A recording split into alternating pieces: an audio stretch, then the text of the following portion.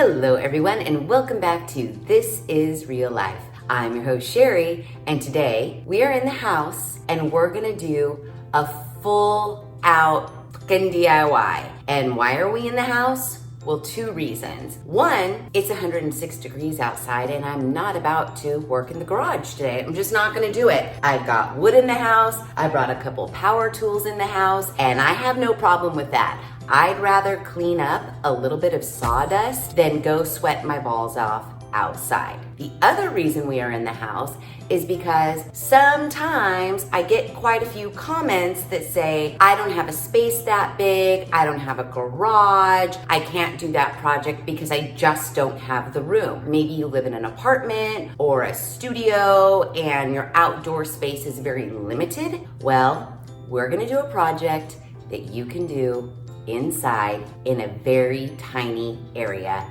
no problem. We are going to make a custom upholstered and tufted headboard.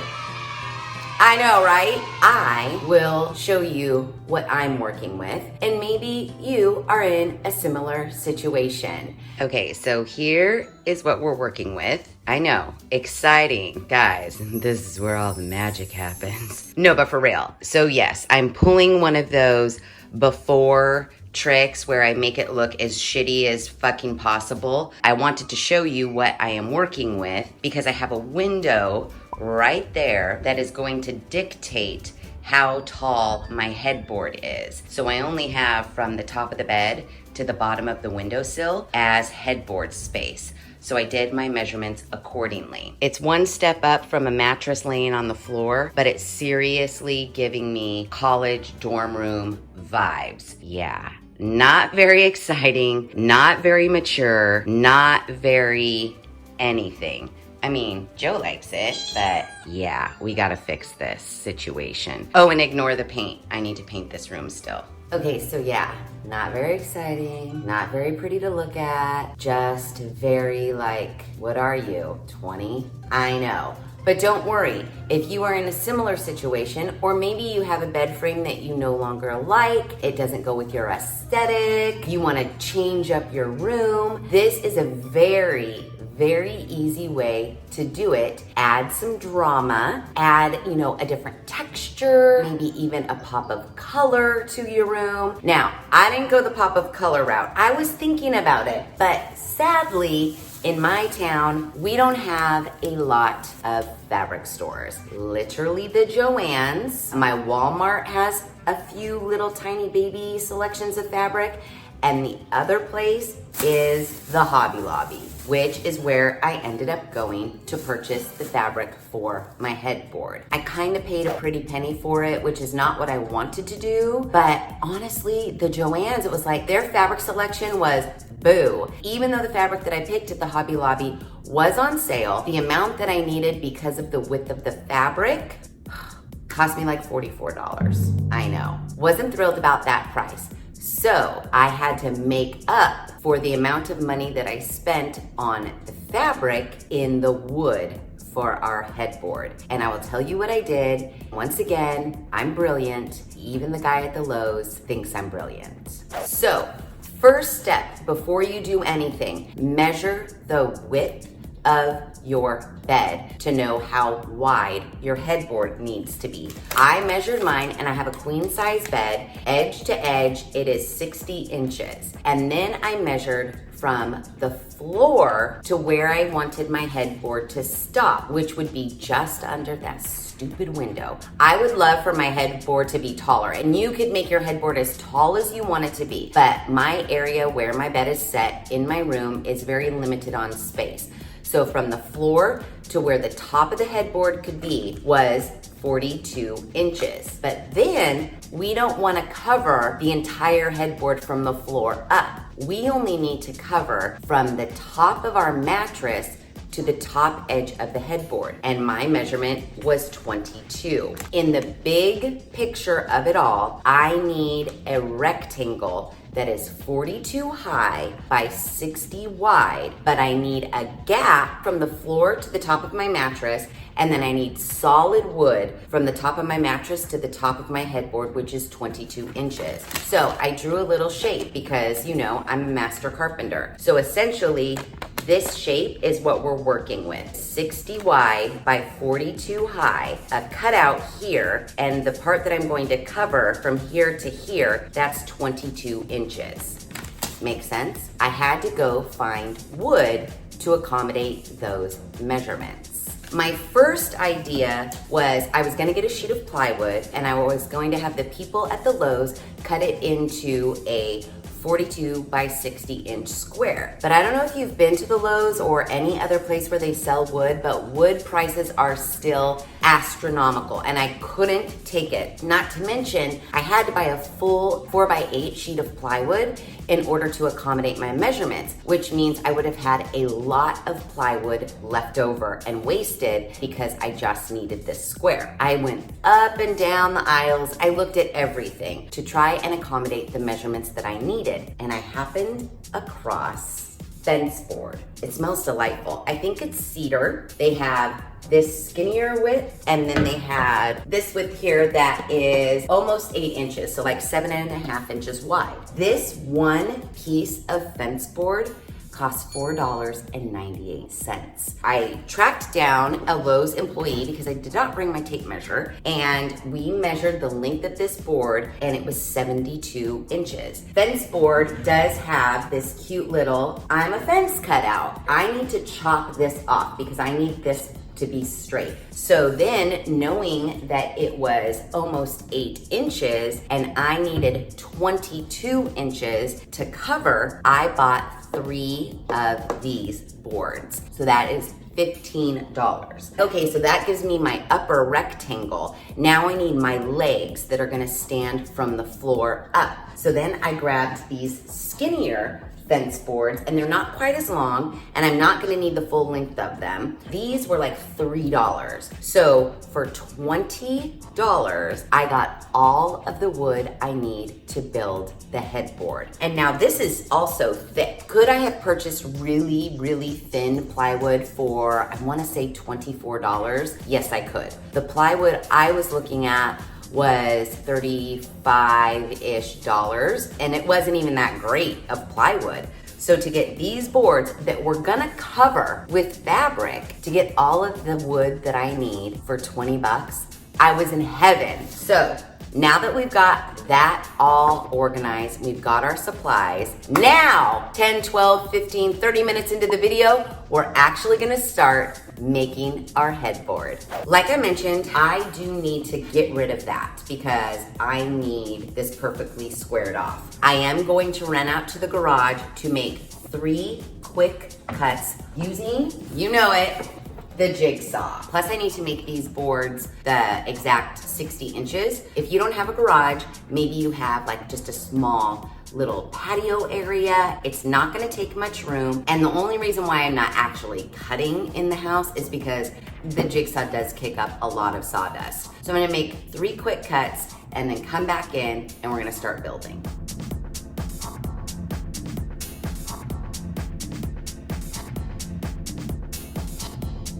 Okay, so I'm back and I'm already sweating. I've made all of my straight cuts and I even cut the legs that this rectangle is going to mount onto. I did bring in my scrap pieces of wood. I want to make sure that, you know, if I'm drilling anything, I don't drill into my hardwood floors. So I have 2 of my 60-inch long pieces propped up on some scrap wood, and I'm so mad because I was searching and searching for all of my bottles of Type Bond wood glue and I can't find any of them. I can't even find the little bottles of Dollar Tree wood glue. But what I did find was this Gorilla Clear Glue Bonds Everything. Bonds wood, stone, metal. So we're gonna try this, but then I'm also going to hold these boards together by screwing in some scrap boards onto the top. One of my fence boards is extremely warped, and it wasn't yesterday when I bought it from the Lowe's. So just from being in my garage overnight, this one really got out of whack. But that's okay. I'm gonna wood glue in the seams, and I'm going to hold them and press this one flat by screwing in some scrap board. So I'm gonna do 2 boards together, secure them around with some painter's tape. You could skip the wood glue step because once everything is said and done, this is gonna be wrapped in foam and fabric, but a job worth doing is a job worth doing right. Now, if you were able to find a rectangular board in exactly the size that you needed without having to piece pieces together, obviously you don't need to wood glue shit. But I am going to run some wood glue along this first board here. Now, we are working in the house. You do want to kind of be a little bit careful. Wipe up any mess. Don't be willy-nilly like we normally are. Be mindful that you're working in your house and not on your dirty garage floor. I'm gonna butt this other one up against it, getting my manufactured cut seams lined up. And now I'm gonna take some of my painter's tape and so that they stay real tight. Tape in lieu of a clamp because I don't have a giant clamp that will wrap these 2 boards together. I'm gonna makeshift a clamp right now out of painter's tape. Snug, snug. Then I'm gonna flip it and then get them really, really, really tight. Oh my God, all that glue just dripped on my floor. Hold on while I go get a wet paper towel to wipe it up before it dries on my hardwood floor. So my warped board is giving me some serious issues. It really is only touching the bottom board in this very center section. My magic tape trick was not holding it together. So I went ahead and got my scrap wood and I screwed as a brace these 2 boards together. They're technically only going to be glued together in about this big of a section, but that's okay.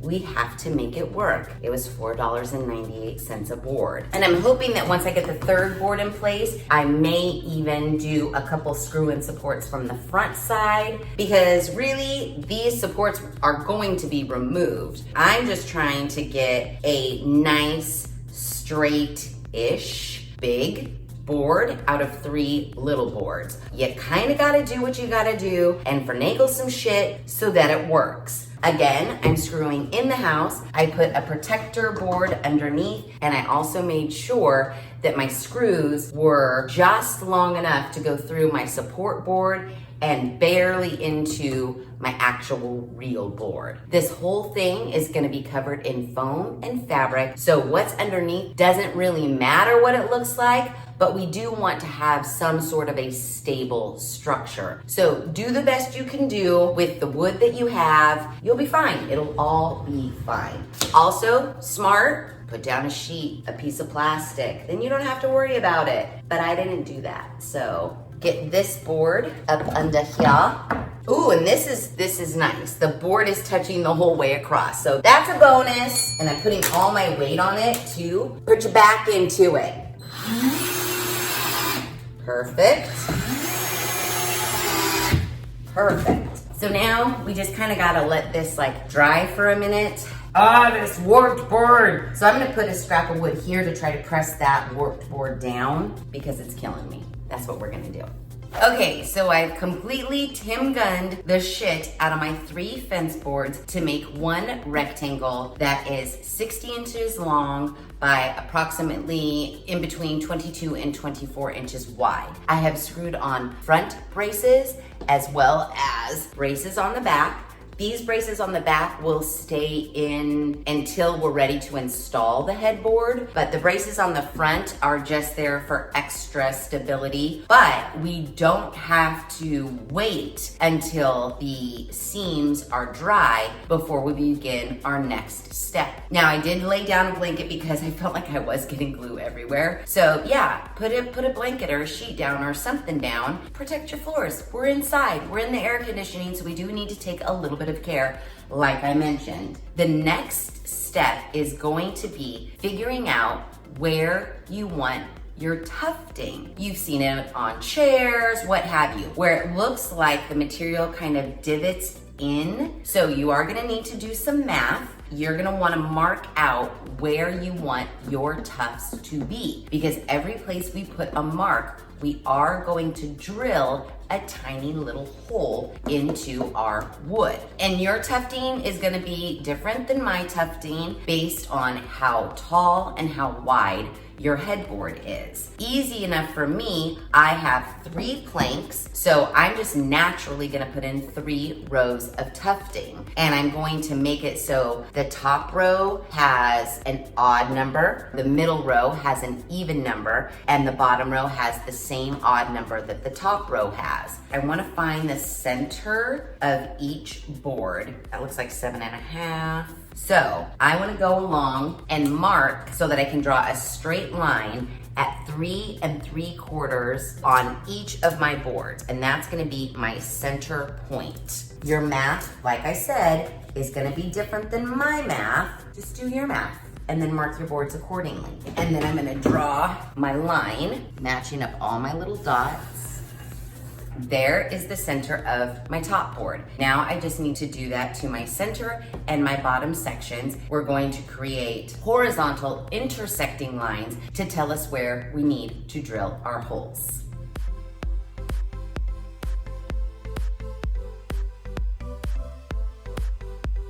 So now I've marked my center point, and I'm just gonna draw a line connecting that down the center. And like I said, we're gonna use this vertical line along with our horizontal lines to mark out. So we're gonna start center out to figure out where we want all of our tufting. So I want to mark a tufting hole here and a tufting hole here. And then I wanna measure out so that I have evenly distributed tufting holes, top and bottom, and then I'll fill in the middle hole, offsetting top and bottom holes. And this is where you're gonna kind of have to play around and do some measurements and gently, lightly mark holes to see if it all maths out and works out and looks even. And I don't want a tufting hole like right on the edge. I want mine to divide out nicely, so I'm gonna do my tufting holes 12 inches apart. I'm gonna draw a circle there, and I'm gonna write 12 inches so I don't forget. And that's 12 inches there. And then that leaves me 6 inches from the outer edge before any tufting holes begin. So now I know on this side, I'm gonna mimic exactly those measurements, 12 inches. Now that I have that bottom worked out, I'm gonna duplicate it at the top, and then we will fill in the gaps in the center. So top and bottom tufting hole marks are in place. These ones need to be offset of the top and bottom. So basically I want to find the center point, and then that's where this tufting hole in the center is going to be. So we know that this is 12 inches. So I'm going to come off of my center 6 inches on either side, and I'm going to make a mark because that is our pattern. From here out, I'm gonna move out 12 inches, and that's my circle there, and that's my circle there. I'm not gonna go any further out on this inside one. That will put me right at the edge. So just like I mentioned, I wanted 5 tufting holes top, 5 tufting holes bottom, and 4 tufting holes in the center.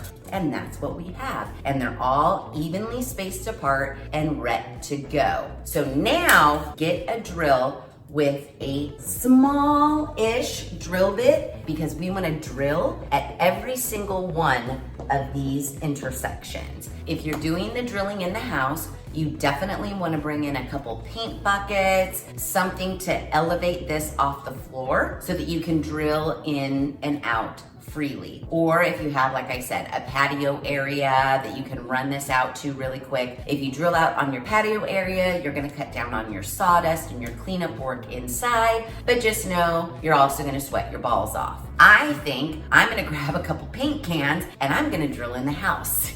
I went out to the garage, got some paint cans. I have elevated my wood piece above the ground, so now I can drill into it freely. You want to fasten your drill with a drill bit just wide enough for your needle to fit through. So you don't want it super huge, but you don't want it super tiny. I picked this drill bit off of this long needle that I bought at the Hobby Lobby. I want to drill one hole, make sure my needle goes in freely. So let's do one drill hole at our first intersection.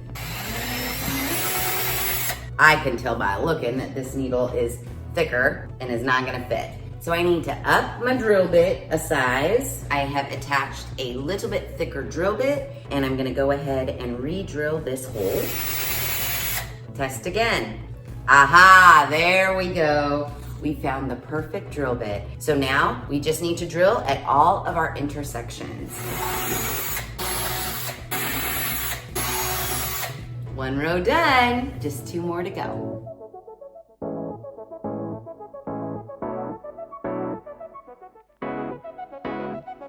Okay, so with very little effort, we have all of our tufting holes drilled. Now we get to move on to the fun part, and that is actually covering this bad boy. I know this is my front, and I know I've put these 2 holding braces here, so I am gonna need to remove those, but I'm gonna leave the ones that I have attached to the back side in place. And then I'm going to go get my foam to place on top of this. Your foam, which I'll tell you where to go because, again, brilliant right here. And you're gonna need your staple gun and plenty of staples. Foam, staple gun, staples. That's what you need. So my front supports have been removed. Back supports are still in, so we're good. And now we need to get our foam into place.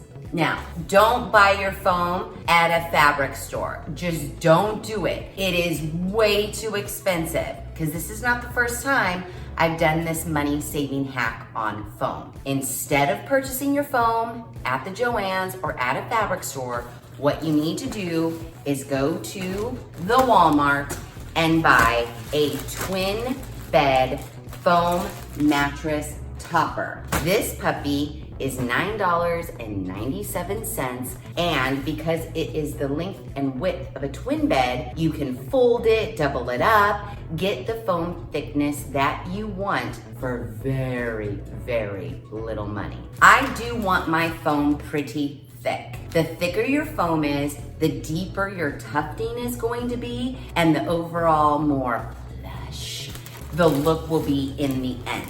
Like 1 inch thick is not gonna do you very good. It's not gonna give you the tufting that you want. So by having this twin bed foam piece, we can fold it up, we can cut it to size, do whatever it takes to make it so this piece of foam is as thick as we can get it. Is this really the size of a twin bed? Looks pretty thin. It's almost as long as I need it, so I just have to trim off the length a little bit, but we do want it to be able to wrap around to the back side, just 1 inch all around so that we have something to staple to. I'm gonna have to kind of manipulate it a little bit and figure out what's gonna give me the perfect amount of foam that will be the same thickness all the way across. So hold on while I work through this.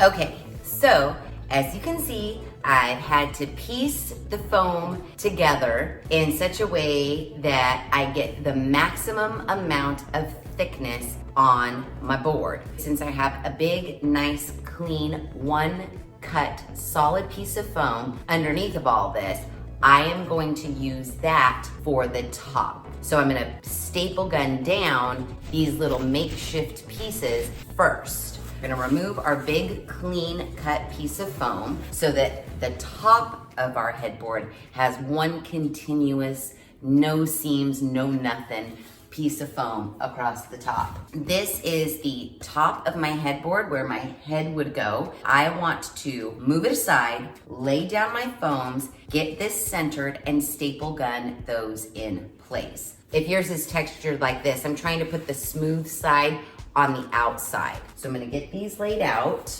like so. I know, it doesn't look great right now, but it doesn't matter because this is all gonna be sandwiched in between our good foam, our fabric, everything. It's going to look amazing. Don't worry, just makeshift it. Tim gun the shit out of your foam so that you can get the maximum amount of thickness out of your foam. And it only cost me $9.97. So I am definitely going to make it work. Now that I have this laid out pretty much how I want it, I'm going to put my headboard face down. I'm gonna roll my edges, staple, staple, staple.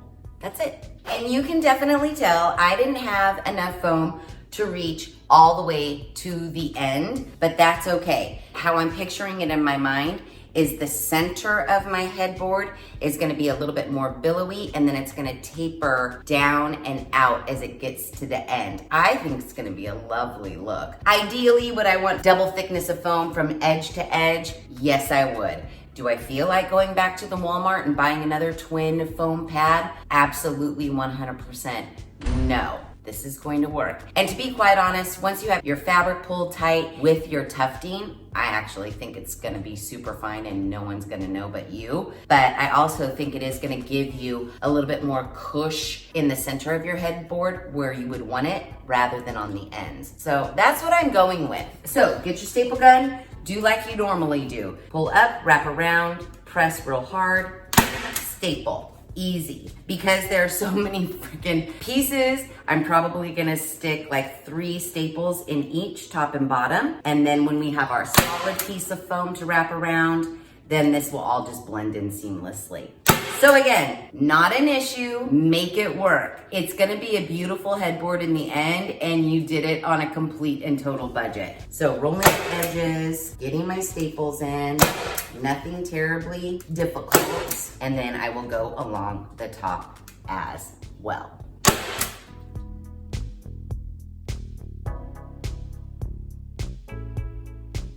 So now that we have our first layer of foam stapled down, I just need to move this off to the side, lay down my solid piece of foam, put this back on top, and then staple gun it all the way around, nice and snug. As beautifully as possible, because that last piece of foam is basically our foundation for our fabric. So you want your last piece of foam to be gorgeous. Okay, so you know what just dawned on me in my design? You even probably saw it on my drawing. I wanted to round off my top corners. It's a good thing I thought of it before I actually did my final layer of foam. Could you leave it square and very sharp? 100%. I just thought it would elevate the design a little more if I rounded off those corners. So what I wanna do before I get this foam stapled on, run it out to the garage and jigsaw that corner round off on both of my top corners. I just kind of wanted a very, very slight round. I just need to find something in the house that's gonna give me like a nice, and the paint can's probably the best thing, and it's sitting right here. And the good thing is all you have to do is draw your shape on one corner, and then when you jigsaw it, you take that piece that you jigsawed off, and then you duplicate your shape on the other corner. I'm kind of thinking that's a nice shape. Very subtle, just trimming off, rounding just the top corner. Yeah, I kind of dig how that looks. So I'm gonna go ahead and go cut that. Then I'll lay it back onto my foam, and then we'll staple. Okay, so I had my shape drawn on the upper corner there, and I cut it. And I took the cut piece from that corner, flipped it over, transferred that shape to the opposite corner, and cut it out. These are my 2 corner pieces that came off of the top corners there. So now I just have a very gradual, very nice little rounded edge. So now that we have that done, and I'm so thankful I remembered it. If I didn't remember it until like after the other foam was on, I probably would have just said, fuck it, I'm not gonna round the corners. Now I can staple all of my nice, pretty, solid piece foam into place. Bottom, top, edge, edge, center it up, pull it tight. You know the drill. We've done this kind of a lot of times. So let's get to it right now.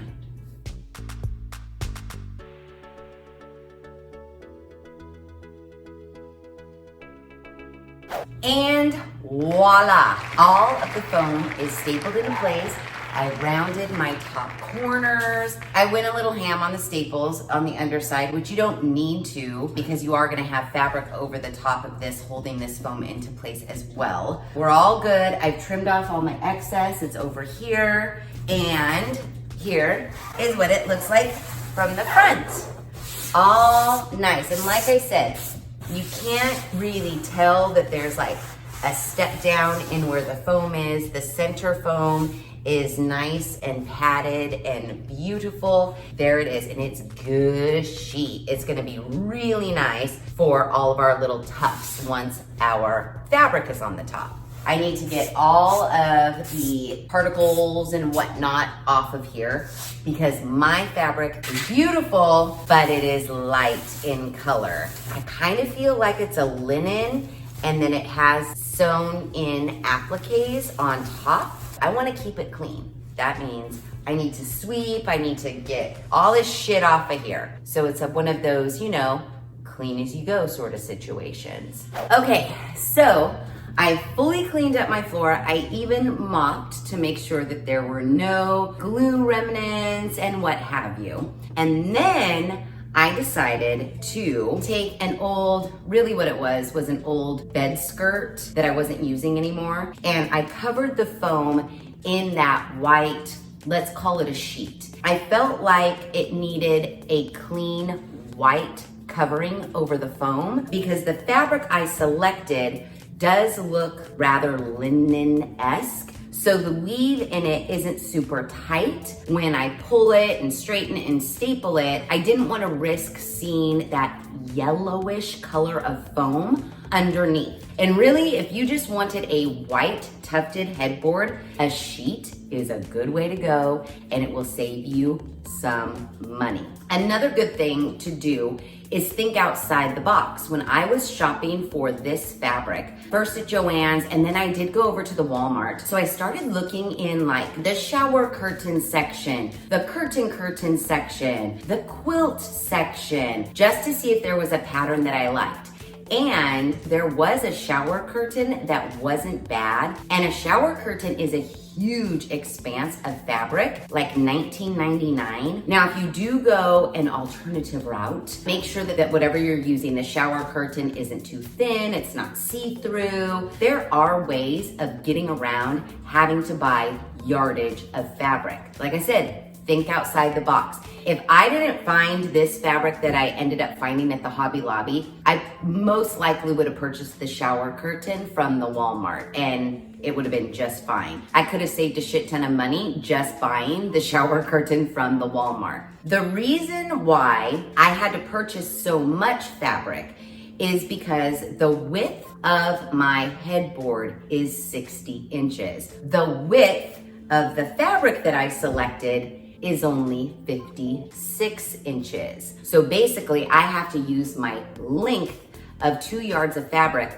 to cover the width of my headboard, which is going to leave me a lot of extra fabric. So it's kind of sad that my headboard was just 4 inches too big for the fabric width that I selected, but kind of fell in love with this fabric, so you gotta do what you gotta do. So now I am ready to staple this fabric into place. So you wanna lay your fabric down on your nice clean floor, get it all super straight, lay your headboard on top of that face down, cut away any extra fabric, and then begin stapling. It's just that easy.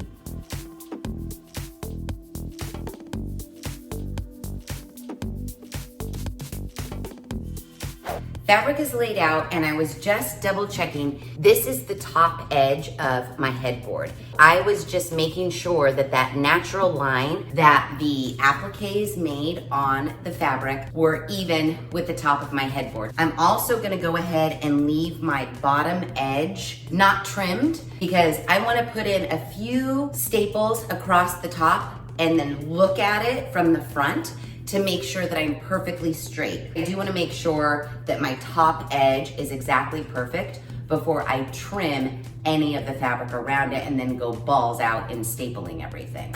I know, you're like, holy shit, she's like measuring twice, double checking before she's cutting fabric. I know, it's a whole new me, I know. So let's do all that.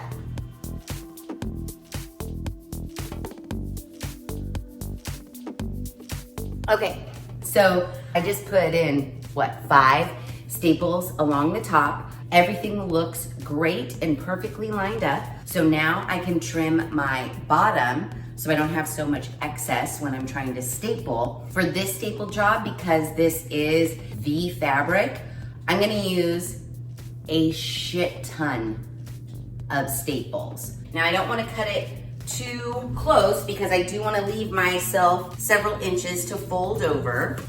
Okay, so we're just trimming. I know, it's very exciting.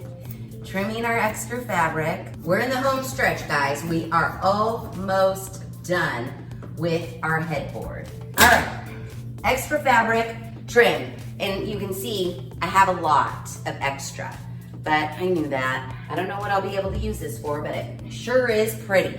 Since I already have 5 staples across the top, I'm gonna go ahead and mimic the position at the bottom, pulling everything nice and snug, and then I will tack in both of my ends, and then I'm gonna go around and really just staple, staple, staple, staple, get rid of any lumps and bumps. I want it completely tight and completely smooth when looking at it from the front.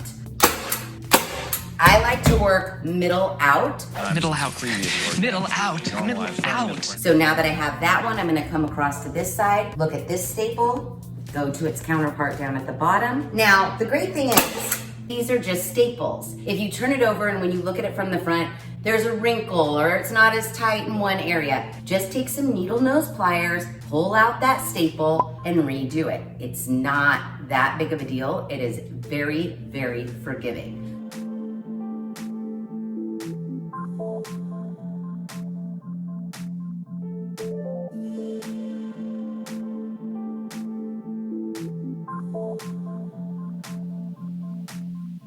Top, bottom, left, right side, all completely stapled. I have already reloaded this gun 2 or 3 times. So make sure you've got extra staples. That's a pro tip from me to you. So for corners, it's just kind of like wrapping a package. It's not that big of a deal. It does take a little bit of getting used to. Square corners, rounded corners, doesn't matter. You wanna make sure that you pull your side and then staple, your bottom and then staple, and what you're gonna be left with is like this weird flat O fabric. I just play around with it and kind of taper it and fold it in on itself so that when I pull it back, this is really nice and you can't see any of those creases from the front. Then I staple in the corner on each side, splitting that little fold mark that I made with my staple gun.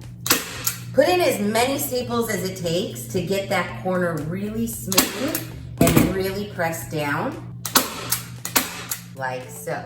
And then from the front, you won't see any of those creases. It'll be nice and smooth. And don't worry, we're gonna cut off all of this extra fabric here.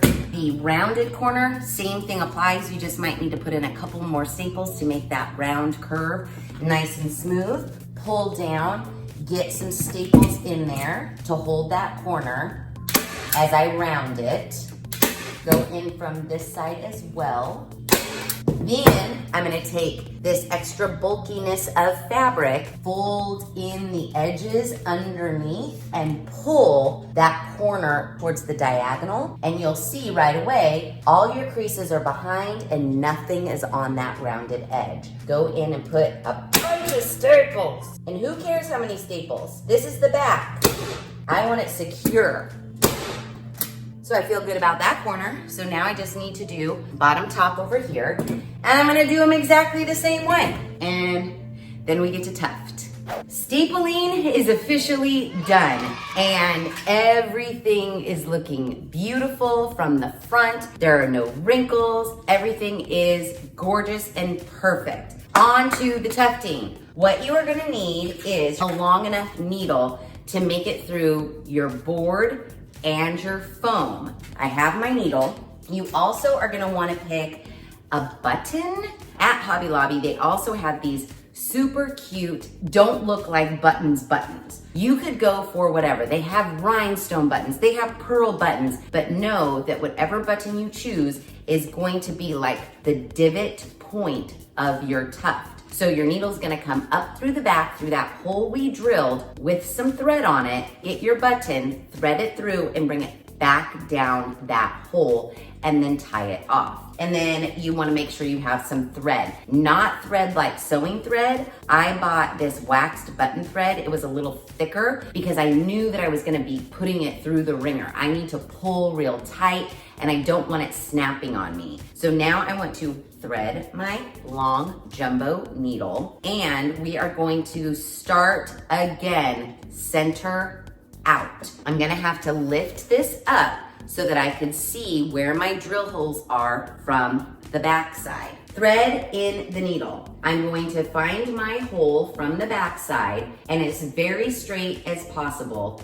I am going to push it through my drill hole, gently feel it. I don't wanna jab my finger, and I'm gonna gently push that through my fabric. It is through. I'm gonna grab it, pull it through, and voila, there is my needle. I can now thread my button. I don't wanna go back in the same hole, but I wanna go very, very close to the hole that I just came out of. And hopefully hit my drill hole right away. And then I will see my needle come through my wood on the other side. Good, good. My needle came through the back, grabbing it, I'm grabbing it. And here's my button right here. It's just loosely in. I have both of the pieces of thread now coming out the back side. I can cut it free. And now what I wanna do is I wanna take both pieces of my thread and I really wanna pull really tight. And from the front, you're gonna see your divot start to form, your tuft start to form. Now, once I feel like I created a good divot, I'm gonna tie this off in the back, and then I'm actually gonna put a staple in as well. Let it down, face down. I wanna make sure I'm pulled super tight and staple, still holding my thread. I'm going to tie a knot on the other side of the staple. You're gonna tie a couple knots, pulled tight and in there really, really well with a ginormous knot. And then you're gonna put another staple for extra security. Let's look. Do we like it? Oh, that's a good divot. I like it. Oh, it's so cute. So I never want that to slip through. So I'm gonna tie 1,000,001 knots and then I'm gonna put another staple so the knots don't slip through.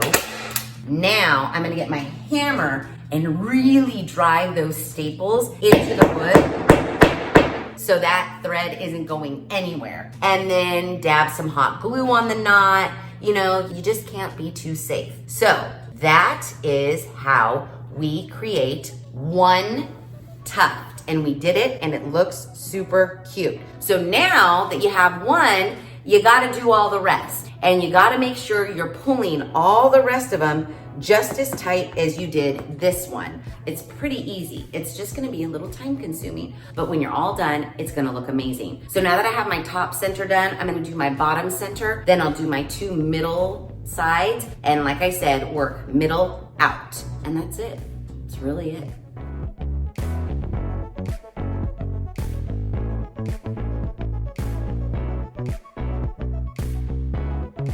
Okay, all of my tufts are tied. We have 5 on the top, 4 in the middle, and 5 along the bottom. I did put about 3 staples, tied a bunch of knots. My little fingers are a little sore from pulling, but when all is said and done, it looks pretty fucking amazing.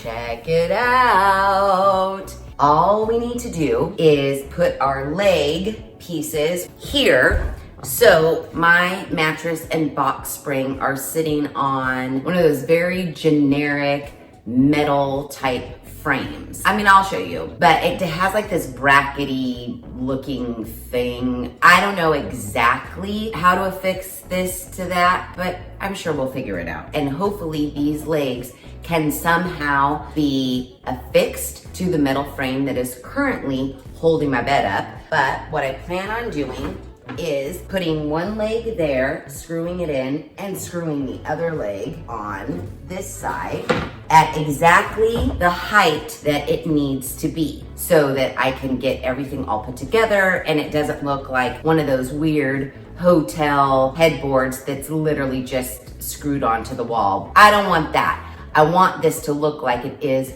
a part of my bed. But it's pretty dark. I do want to go see what this looks like in my room because I think it turned out so amazing. I want to die. We might just go take a look at it, or I want to surprise you. So you're not going to look at it. I'll probably look at it, double check some measurements. I'll show you the bed frame that I'm working with and what I'm kind of envisioning. I am giving you the measurements for my bed, showing you what I'm doing for those measurements, and then you can adjust the measurements as you see fit. But for the most part, every one of the steps is exactly the same. The only thing that'll be different are the measurements. So this is the metal bed frame I was telling you about. I think it's pretty standard as far as cheap ass bed frames go. But what I'm thinking is this bracket right here is where I will affix my wooden leg. And I'm thinking I can screw like either this way, or maybe it's like a nut and bolt sort of a situation, and it will all be one piece.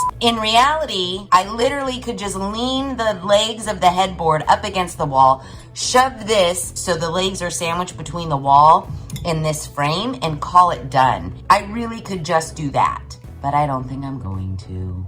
Okay, I just woke up and I made my bed. Are you ready for the full out reveal? It looks amazing. Dun dun dun dun dun dun dun.